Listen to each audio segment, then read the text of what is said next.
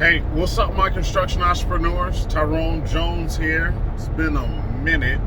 I did a quick little video, but been a minute since I've been on here. Now it has gotten even crazier. As we know, this coronavirus is just all over the place, and it's very important to be safe out there. Washing your hands, especially on these construction sites if you're still working. I know definitely we're gearing up to make sure we got hand washing stations.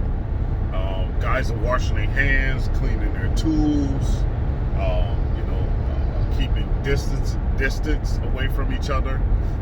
Since we're doing apartments and majority of the apartment complexes that we're doing, majority of the units are vacant, so we're able to spread guys out, but we're still working. Our customers are mainly investors, large investors in multi family unit dwellings, like whole apartment buildings and things like that. So they're looking to continue to move forward so they can get their returns. So and plus, in the order, the Safer at Home order, mind you, we're in California for the people that don't know. As construction workers, we're exempt. We can actually continue to work. So we ordered our guys to carry some pay stubs on them while they're traveling about working during the week. Carry their pay stubs on them so they know that if they ever get pulled over or the law enforcement ever try to enforce, because I do see a lot of people on the road right now in California. I'm actually headed into LA right now. Traffic is a whole lot lighter, I agree, but there's still a lot of people on the road. All these people, part of the industries that are exempt, not sure. But I don't see any real policing around here neither. I don't see no people pulling people over in an excessive amount. I don't see that. I'm not hearing it either. But the order is definitely in place. It seems like they was very serious about it. But like I said, we're just trying to do things to keep our guys safe.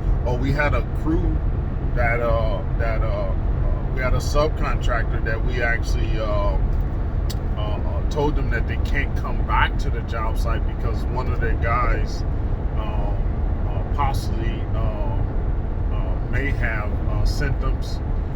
We're not sure, right now. So to be safe, we kind of say, hey, let's just pull back so we can make sure we keep our guys safe. Make sure we can keep everybody on your crew safe. And also too, we had a meeting on Friday after the order came down. Really was debating whether we should call off that day or work that day. We did decide to work that day, but we did an all hands meeting with everyone. We had all our employees. I think we got 11 of them. We had them all 11, 12 of them meet us at one of the job sites in Highland Park, and we kind of talked about everything about these fires, the work, what's coming up, what to expect, and things like that. But we told everyone that outside of work, to make sure we keep going, you really have to pay attention to what you're doing. We can be as safe as possible at work, but outside of work, we really have to pay attention to what's going on, and you really have to keep things down to a minimum so you can continue to work to provide for your family in a real way. Now, we did let our employees know that, because one of the bigger things that's going to hold people back from announcing or self-quarantining themselves and not coming into work is that money. right? No one wants to stop that money flow. No one, it's scary to financially stop getting money from your job or being off, but we're letting our guys know that you can actually be put in a laid off position to where you can still get paid. Now, it's not as much as you get paid, but you need to go out there and take care of yourself, and make sure you self-quarantine, and then you also got to make sure you protect yourself to not put yourself in that position. Now, if you do get sick, whether it's out of your control or by your own means, because you're not properly taking care of yourself, wiping things down and kind of being cautious of the daily activities which you're doing, then you got to suffer those, I wouldn't say consequences, but you got to suffer those reactions to what's going to happen. So letting people know that, hey, you will still get paid. You'll get your check that's in the hole, and also too, you'll be collecting unemployment. Go home, get well. Don't allow us to catch that you have symptoms and you're not saying anything about it, and then you possibly contaminating the rest of the job site. So we're doing our best to make sure that our guys are aware of the benefits of self-quarantine themselves, so we can keep these jobs safe, and how to really be careful with how they conduct themselves outside of work and as well as at work. We want to continue working. Okay.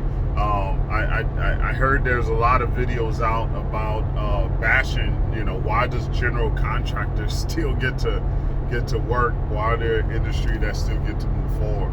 Well, we're part of the infrastructure. We definitely don't want to leave these homes and apartment buildings abandoned and not tidied up and brought to a completion state. You definitely don't want that type of situation on your hands.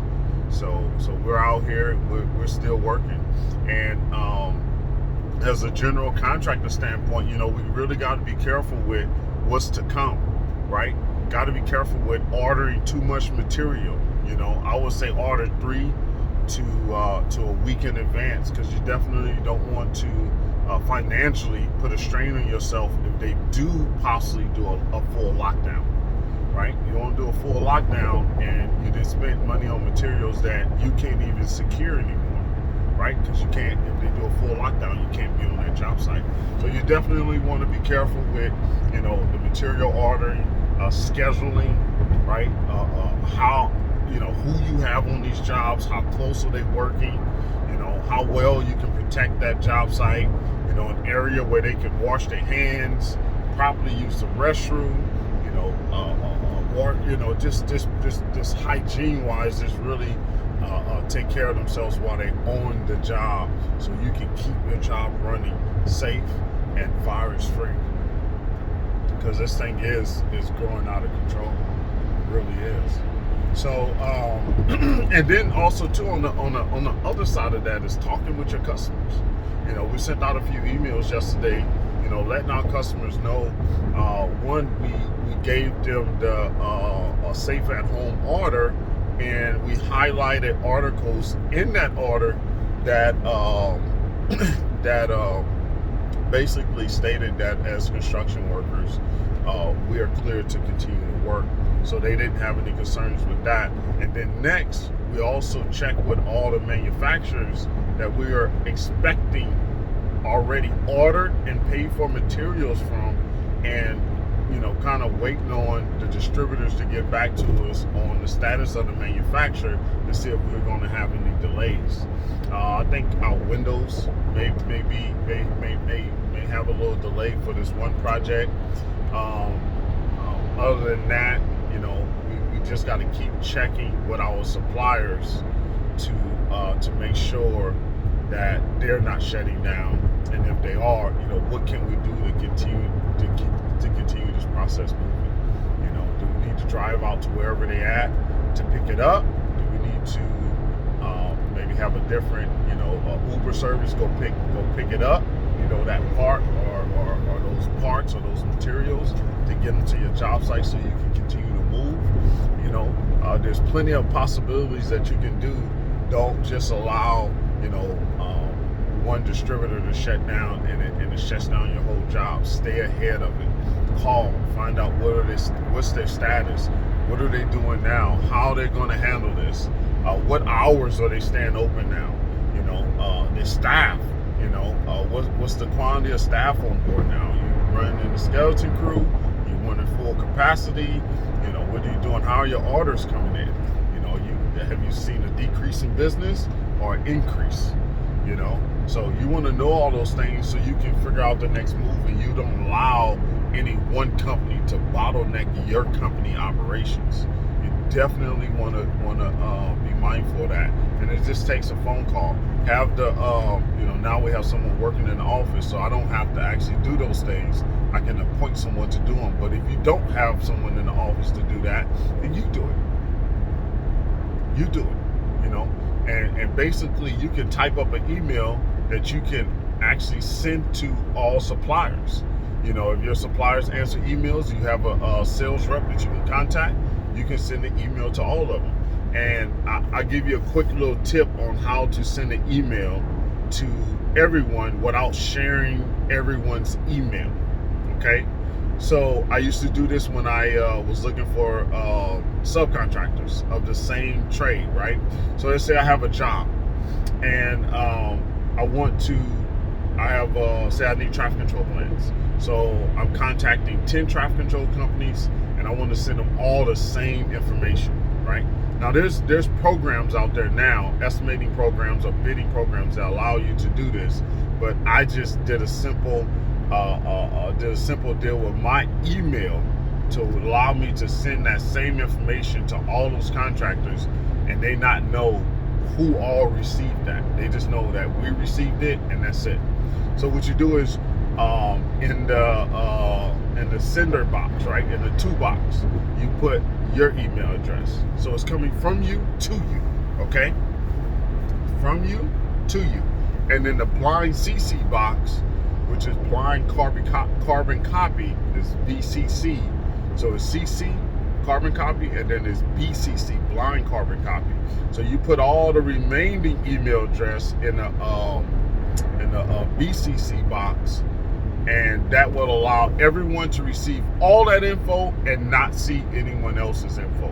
So if you don't want to blast it out to all your distributors all at once and then have everyone on the same email and communicating back and forth, you know, the email etiquette is to blind CC. That way, if they respond, they can respond directly back to you instead of everyone being on the email with different suppliers on the same thread.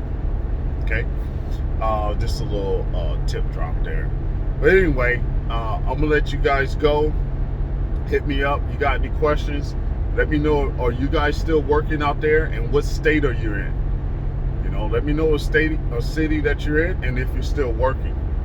If they're still allowing you guys to work and carry on, and do you expect to continue to work, right? And also too, another thing is, you know, during this time, I'm seeking other work. I'm letting customers know that, hey, we are available. I'm reaching out to old clients. Hey, we are available. I reached out to a client that owns some malls and a store, that owns stores in the malls in the store, that owns some stores in the mall. And I reached out to him and said, hey, this is the perfect time during this downtime. Take advantage of any tasks that you had lingering, you know, that you was planning on maybe doing during the summer or doing during the winter. You know, this is the perfect time to do it now while you have to close your stores. Let's go ahead and schedule that out. Let me know if you want me to put that on the schedule and what you want done. So I'm reaching out to customers right now. Also too, you know, if you're part of the industry where you have a contact, or you're closer to more the cleaning side of this industry, you definitely want to start offering to your customers that you can come and clean their place on a regular basis, and put a sign out front of their place saying, hey, we're clean, twice a day. We're disinfecting, twice or 6 times a day. You can help out with that. Start offering, cleaning services, cleaning up this virus, of surfaces and walls to different businesses. That's a business in itself right now, just offering cleaning. But as a contractor right now, you got to figure out how to put yourself in a position to win right now, to continue to work. What can you do, right? Have you put yourself on the emergency contractors list for your city? Are you on the emergency contractors list for your city? You should be on the emergency contractors list for your city. So when there's an emergency, something happens, they need you to help build a hospital. They need you to help, put together a shelter. You need to be available. You need to be ready. You need to be one of the ones that they're going to call. So how do you put yourself in a position to where you're needed? So you got to think about those things. You can't just, but also too, when you put yourself in that position, of course, you got to have everything right. Workers' comp, general liability, commercial auto.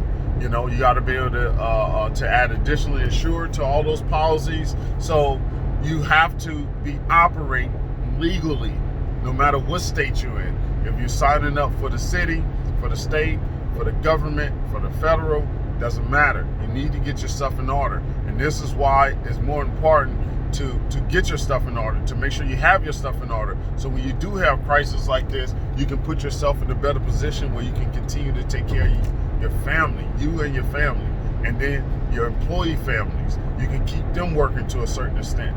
So find a way to drum up more work during this opportunity. Don't let it stun you. Don't let it hold you back. Don't let it shut you down. Continue to move forward. Continue to put out emails. Continue to make calls. Continue to land more work. If you go on Craigslist, look at work. I go on there sometimes to look at work too. You guys hear me talk about that all the time. But continue to seek work. Do not let it stop. If a customer has shut down on you, then find another customer that's not shut down. And this time, because you're not established in a certain way, it may cost you a little bit more time and effort to catch up. Okay? Property management companies. Okay? They still got issues. They still working. Okay? Restoration companies that deals with a lot of insurance work. They still doing work.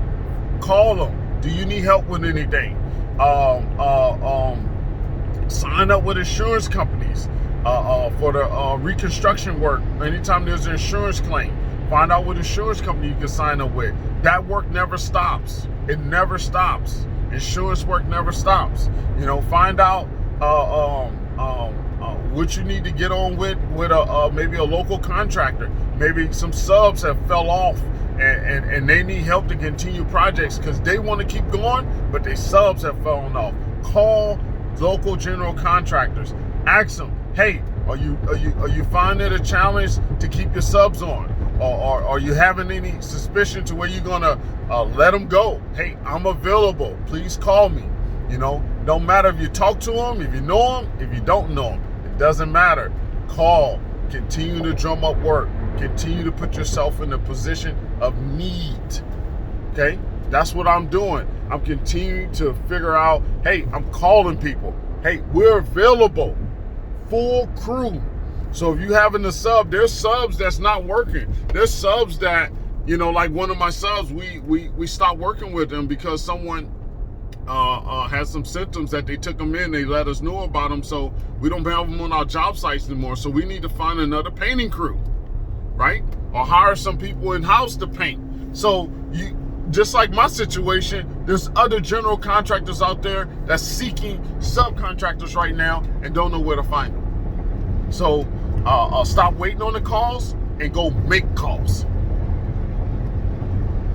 I don't know how to turn this into a rant, but all right, my construction entrepreneurs, hustle hard, then hustle harder, especially during this time. Catch you on the next one. Bye.